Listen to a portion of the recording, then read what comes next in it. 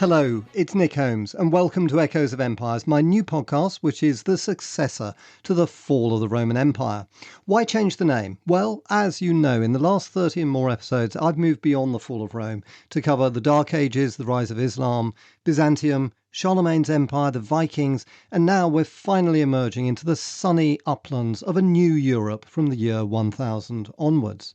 A Europe which had stabilised after the Viking onslaught into a fragmented and largely feudal collection of great warlords and kings, but nevertheless a Europe that was economically and culturally united, a Europe that was recovering rapidly from the almost complete annihilation of its civilization after Rome fell, and a Europe that was bursting with energy, especially military energy, for one of medieval Europe's strongest features was its warrior culture. And in the last years of the 11th century, that warrior culture found expression in a movement that was literally to shake the world, the Crusades. Now, in this episode, I want to look at the First Crusade. This crusade was quite different from all the others. Not only did it establish and define the entire crusading movement, but it was also probably the largest military expedition put together in Europe since the days of the Roman Empire. Over 100,000 people, a large proportion of whom were knights and foot soldiers, marched east to give battle to almost the entire Islamic world. In the next few episodes, we'll look at why they did this, what motivated them, and what they expected to achieve. But whatever the answers to those questions are, one thing is abundantly clear. The First Crusade was astonishingly successful. The First Crusaders were never defeated. Instead, they fought and routed every Islamic army they encountered, from Turkish nomads to Bedouin horsemen and Ethiopian infantry. They triumphed all the way from what is now Turkey down to Egypt. No wonder medieval Europe spent the next century living in the shadow of the success of the First Crusade. The story was recounted repeatedly by troubadours in the banqueting halls of castles and in the market fairs of peasant villages. And it's little wonder that on the other side of the Mediterranean, Islam was shaken to its very core. It had been shattered and broken by the Crusaders. But it would come back. Eventually, the Islamic world found one of its greatest leaders, Saladin, and he would lead an Islamic resurgence that, in its turn, would break the power of the Crusaders. But long before we get to Saladin, I want to go back to the origins of the First Crusade to ask, why did it happen at all? What was it that produced the most extraordinary single event of the entire Middle Ages? And to find that answer, I want to start on a cold winter's day in a field outside the town of Clermont in central France. That day was the 27th of November, 1095. For it was on that day that a man called Pope Urban II gave a speech that changed the course of history. He was a tall and commanding figure with a handsome bearded face, and most importantly of all, he was a gifted orator. That week he'd called an ecclesiastical council in Clermont, attended by some 300 clerics, in an attempt to boost the church's authority. We'll return to the ambitions of the medieval papacy in another episode, but suffice to say it was locked in a bitter political struggle with the monarchs and feudal lords of Europe, and Urban wanted a cause that would elevate him above the secular lords of Europe. To this end, he broadcast he would make a special announcement on the morning of the 27th of November. When that morning came, a huge crowd of both clerics and ordinary people gathered in the cathedral at Clermont, waiting for him to speak. The crowd was so large that Urban abandoned the cathedral and instructed the papal throne to be carried to an open field outside the town's eastern gate.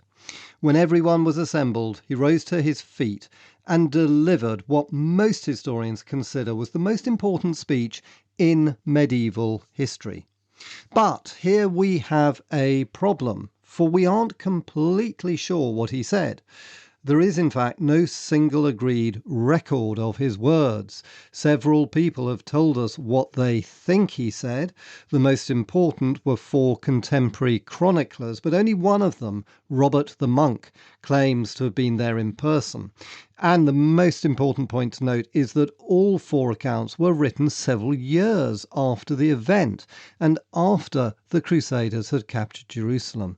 Therefore, they all say Urban's main message was about the need to recapture the Holy City. But was that true? One reason to doubt it is that the West had been happy to leave Jerusalem in Muslim hands for nearly the last 500 years. So why, on a cold winter's morning in 1095, would a large crowd of people suddenly be energized to sign up to a life-changing expedition to a part of the world they knew nothing about? What had changed? One historian has recently proposed a new and, in my view, plausible explanation. While there's no doubt Urban mentioned the recapture of Jerusalem as the ultimate goal for the papacy, there was something else that he focused on which whipped up his audience into a frenzy of indignation and gave real urgency to his scheme. And that was the need to save Constantinople, the capital of the Byzantine Empire, from destruction right now. His call to arms was not about an opportunity, but a threat, a very real threat to an important part of Christendom. And this is clearly evident in the account left to us by Robert the monk, who, as I mentioned, was the only chronicler present at the time, when he tells us that Urban began his speech by presenting a gruesome and disturbing description of the atrocities the Turks were committing against the Byzantines.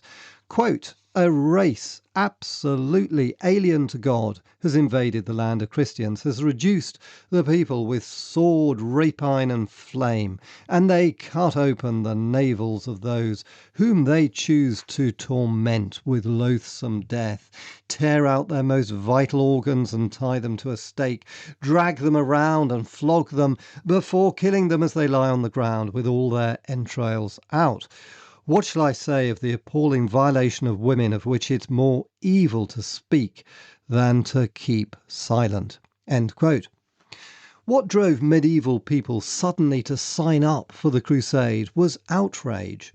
Outrage that fellow Christians were being persecuted, killed and raped. So who were the perpetrators of these foul crimes against Christians? They were the Seljuk Turks. Now, we'll look in more detail at the Turks' rise to power in another episode, but one interesting point to mention here is that, unlike the Arabs, they were not long-standing opponents of Christianity. Indeed, in previous centuries, they'd fought with the Byzantines against the Arabs and stemmed the spread of Islam. But in the late 10th and 11th centuries, a Turkish clan called the Seljuks united many of the Turkish tribes living between the Caspian Sea and the mountains of modern Afghanistan, and they conquered Persia.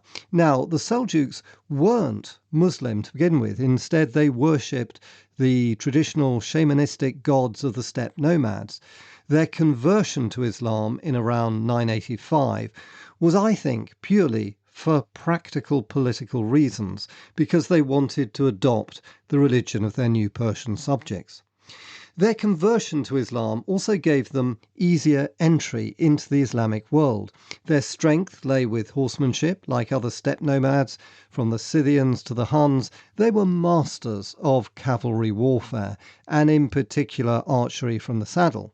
They used this to become the new military masters of the Middle East, and in 1055 they took Baghdad and became the rulers of the Abbasid Caliphate. Their recent conversion to Islam was an astute political move, which made them acceptable to the population of Baghdad, even if there was plenty of discontent at having primitive nomadic warriors as their new masters. Where the Seljuk rise to power links with the Crusades is that their control of the Abbasid Caliphate brought them into conflict with Byzantium. And in this episode, I want to look at this, which I regard as the real cause of the Crusades. And this picks up neatly from the last episode, number 130, when we discussed Byzantium in the 10th century. So we'll start on a day in the autumn of 1067, almost 30 years before Urban made his call for a crusade, when a young Byzantine general stood on trial before the Senate in Constantinople. His name was Romanus Diogenes, and the charge against him was treason for a rebellion he'd led against the recently deceased Emperor Constantine X. If convicted, the penalty would be death. Most people in his place would have been shivering with fear, but not him.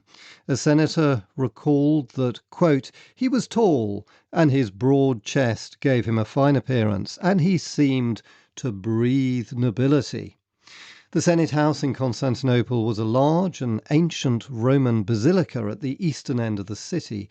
Within its echoing chambers, Romanus faced the assembled rows of senators.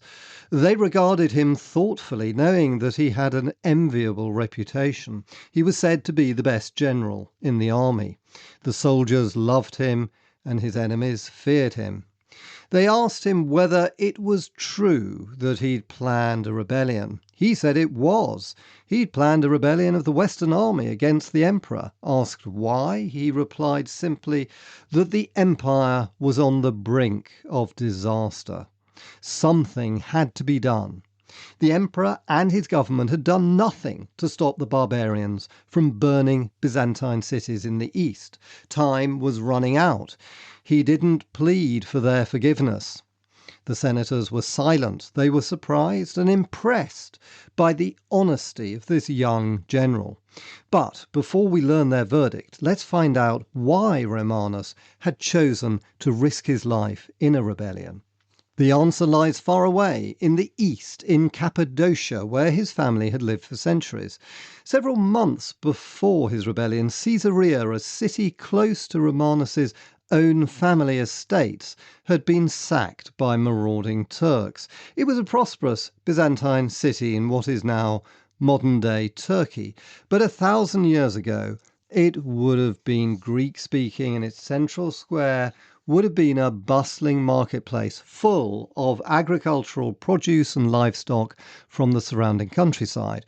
It was famous for its textile industry as well as its weapons production. In the 11th century, the city was used to a peaceful existence. It had last been attacked by the Arabs in AD 726, and since then its walls had fallen into disrepair so that it fell without much resistance to a force of several thousand Turkish horsemen. The sack of the city would have been a truly horrific sight. The Turks weren't regular soldiers, but nomadic tribesmen from the Asian steppelands. We can imagine the delight they took in an orgy of killing, raping, and enslaving the citizens, who must have been easy victims. A senator described the sack of the city's main church. Quote, the barbarians broke into the shrine of the illustrious hierarch Saint Basil and tore it apart, looting all the sacred furnishings. They even broke open the saint's tomb. End quote. Caesarea wasn't the first Byzantine city to be sacked by the Seljuks. They'd sacked others further to the east, in Armenia and eastern Anatolia. But Caesarea was different. It was in the heartland of the empire, and its destruction signaled that events were spiraling out of control. Something needed to be done. And the problem was the imperial government wasn't doing anything. The old Emperor Constantine X Ducas had died 6 months earlier, leaving government in the hands of his much younger widow, the Empress Eudocia, still in her 30s. Her husband had made her vow before the Patriarch of Constantinople himself never to remarry. The heir to the throne was her eldest son, Michael, a bookish and unworldly teenager whom no one considered either old enough or suitable to be emperor. The senators and the people of Constantinople were increasingly talking of the urgent need to find a soldier to confront the Turks. But who should that be? Let's return to Romanus's trial The senators were impressed by his honesty when he admitted his guilt. They decided to excuse him from execution and to exile him to an island. However, this was just the beginning of his extraordinary rise to power. His unexpected pardon catapulted him into the limelight, and he became a celebrity in the capital. His, quote, youthful spirit and nobility became the talk of the town. Wasn't a general as selfless and brave as him just what the empire needed? A senator recorded, quote, others who had no direct knowledge of him came to know him from those who did, and what they heard made them love him. And it wasn't just the senators and the people of Constantinople who were impressed. The recently widowed empress asked to see him. Romanus was taken to the great palace, a fabled myriad of beautifully decorated buildings spread over many acres, now almost completely submerged beneath modern Istanbul. He was brought to the throne room where she sat waiting for him. He stood before her, apparently moved to tears. She immediately pardoned him of all his crimes and released him without punishment. The people were clamouring for a general capable of leading an army against the Turks, and no sooner had he returned to his native Cappadocia than he received a message from her. She recalled him to the capital and asked him to become commander-in-chief of the army. But her plans went further. Although, as I mentioned, she'd sworn a vow before the patriarch never to remarry, she proposed that in this dire state of emergency an emperor must be appointed. Suitable candidates were discussed, but Eudocia made clear she wanted Romanus. And given his recent rise to popularity, the decision wasn't difficult. She called him to the great palace to tell him the news. He accepted her marriage proposal. The couple were clearly attracted to each other. It was also convenient he wasn't married at the time. Previously, he'd been married to the daughter of a Bulgarian noble who died in the 1060s, perhaps in childbirth, since they had only one son, Constantine. On the 1st of January 1068, Romanus was anointed emperor in the great cathedral of Constantinople, Hagia Sophia, which still dominates the skyline of modern Istanbul, with Eudocia by his side. They would have made a handsome couple. Eudocia was in the prime of her life, and Romanus looked every inch the tall, strong soldier. Around them, the great and the good of Byzantium cheered, pleased that, at long last, a soldier was on the throne.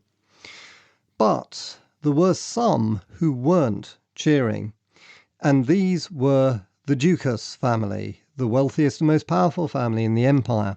The last emperor, Constantine X, had been a Ducas, and Eudocia had been his wife. Romanus's coronation had effectively usurped the throne from their son, Michael Ducas, who, as I mentioned, was in any case too young to be emperor. Because of this, the Ducas family, led by John Ducas, the last emperor's brother, saw Romanus's coronation as a threat. John felt slighted because he hadn't been consulted. Called Caesar John, a title he'd been given to denote he was a sort of deputy emperor, he was now bitterly opposed to Romanus. Well versed in court politics, he was adept at every political stratagem, and as we'll discover in the next episode, he was utterly ruthless. With enemies both internally and externally, Romanus faced a daunting task, but he'd already risked his life once to save the empire, and he fully intended to save it now. He didn't waste any time enjoying the luxuries of his newfound power. Within 3 months of his coronation, he left the capital and the now pregnant empress to cross the Bosphorus and assemble an army to meet the Turks. He set up headquarters in Cappadocia, the heart of Byzantine Anatolia and his ancestral home. There he mustered all the troops he could find. The senator who accompanied him on campaign, Michael Attaliates, described the pathetic condition of these once proud regiments. Quote, It was something to see the famous units and their commanders now composed of just a few men, and these bent over by poverty and lacking in proper weapons and war horses. In the last episode, I described how in the 10th century the Byzantine army was possibly the best in Europe, but it had declined in the final years of the 10th century as a bitter civil war broke out between the Emperor Basil II and the Cappadocian military aristocracy. The army's strength lay with its Cappadocian regiments, which had produced the legendary soldier emperors Nicephorus Phocas and John Zimisces. Basil II felt threatened by these regiments, so he disbanded them and replaced them with mercenaries, a policy designed to prevent military usurpers from seizing the throne, but in fact depriving Byzantium of its military strength. This policy continued after Basil II's death in 1025, so that by 1068 the army in Anatolia had shrunk to a handful of garrison units defending the main cities. Romanus was, of course, appalled by this sad state of affairs. He was himself a member of the Cappadocian military aristocracy who'd been oppressed by the emperors in Constantinople. Now he was emperor, he was determined to restore the army to its former glory. He was helped by one thing. The Byzantine army had long been divided between its eastern and western halves, and in the west there still existed a reduced but effective army. This had been needed to contain the barbarian attacks across the Danube in the 1040s to 60s by the Pechenegs and Oghuz Turks. It retained much of the old military structure containing the last remaining elite cavalry regiments, the Scolae and Excubitors.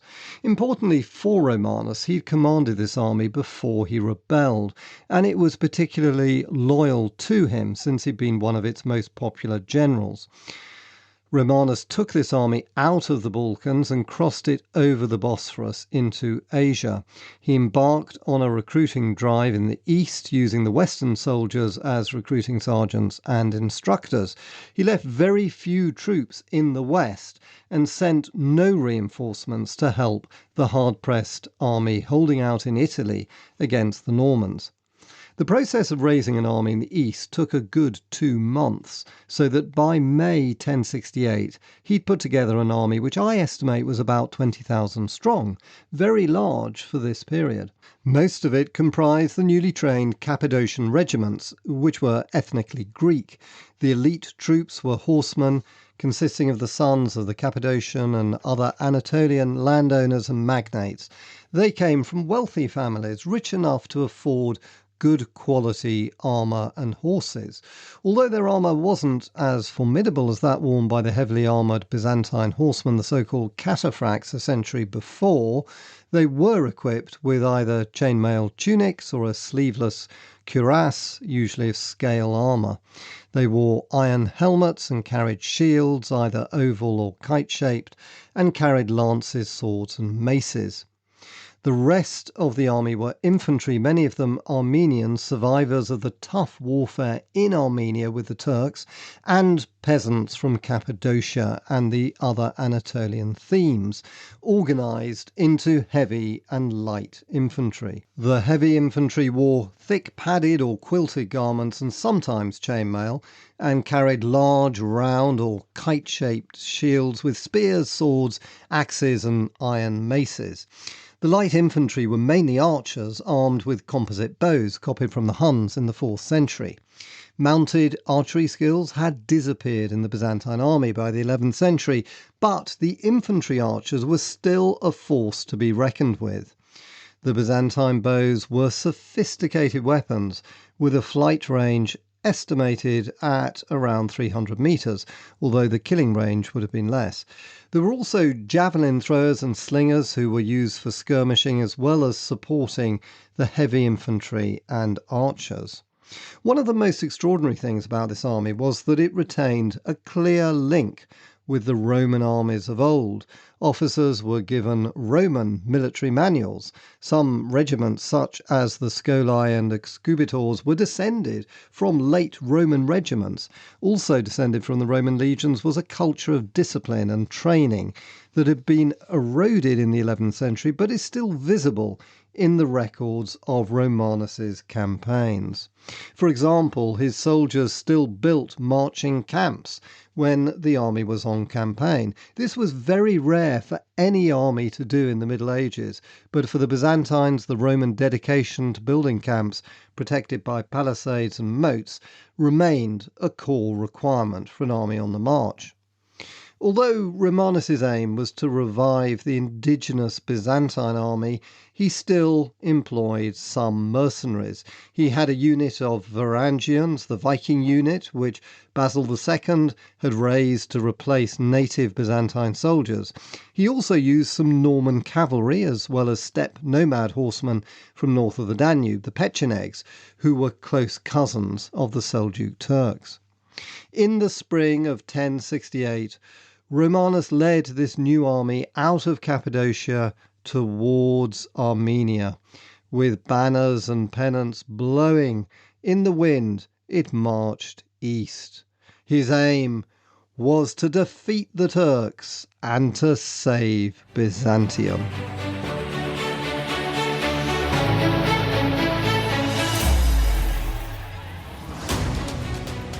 And that ends this episode. Thanks so much for listening, and I hope you enjoyed it. In the next episode, on the 18th of July, we'll continue with the war between the Byzantines and the Seljuk Turks. And if you like the podcast, why not leave a review, tell a friend, or best of all, sign up to my newsletter where you can get a free ebook. Just visit my website, Nick Holmes Author, link in the show notes. Thanks for listening, and see you next time.